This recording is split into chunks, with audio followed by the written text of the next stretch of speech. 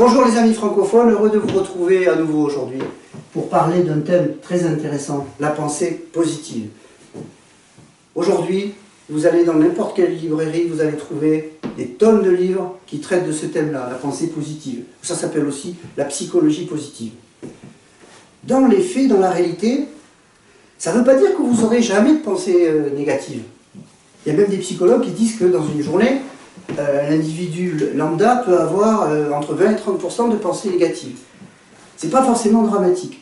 Par contre, ce qui est important pour vous, c'est d'avoir la compréhension de la manière dont notre cerveau fonctionne. En fait, comment ça se passe dans notre tête? J'ai une situation, X ou Y. Cette situation, moi je lui donne un sens. Alors, un sens, comment je fais? Ben, j'ai des croyances. J'ai mon histoire de vie. Bref, je donne un sens à cette expérience.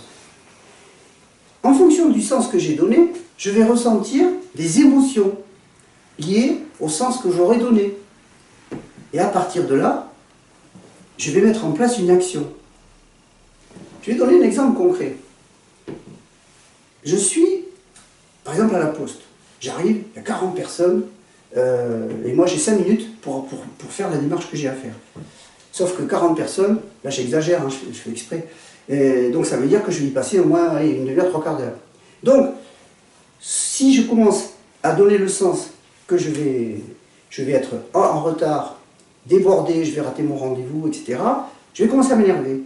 Ça c'est l'émotion, on va dire, négative. Et du coup, qu'est-ce que je vais faire comme action? Ben, je vais commencer à bouger partout, à souffler, à trépigner sur place, mais je vais quand même rester, parce qu'il faut absolument que je fasse ce que j'ai à faire à la poste. Deuxième scénario, toujours à la poste, 40 personnes, pareil, rien qui change. Là j'arrive, j'ai un rendez-vous, effectivement, même situation, hein. Bon, 40 personnes, hein, donc ça veut dire effectivement 30 à 40 minutes d'attente, voilà. Donc le rendez-vous, il va falloir que j'attende. Or, je peux dire, contrairement à ce que je viens de faire dans le scénario précédent, je peux me dire, ok, bon, qu'est-ce que tu vas faire? Eh bien, tu vas faire un petit SMS pour prévenir ton client que tu vas avoir un peu de retard et que, voilà, que tu le rejoins dès que tu peux.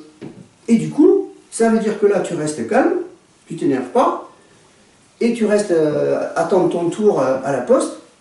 Et du coup, au lieu de sauter partout, trépigner, etc., avoir le visage en sueur, etc., enfin, j'exagère encore là, ben, tu vas rester calme. Tu pourras peut-être regarder des messages, regarder ton smartphone, ce que tu veux, mais tu seras calme. Et puis quand ton tour arrive, c'est bon. Tu seras resté calme tout ce temps-là. Alors maintenant, je vais vous poser une question. Quel scénario choisissez-vous?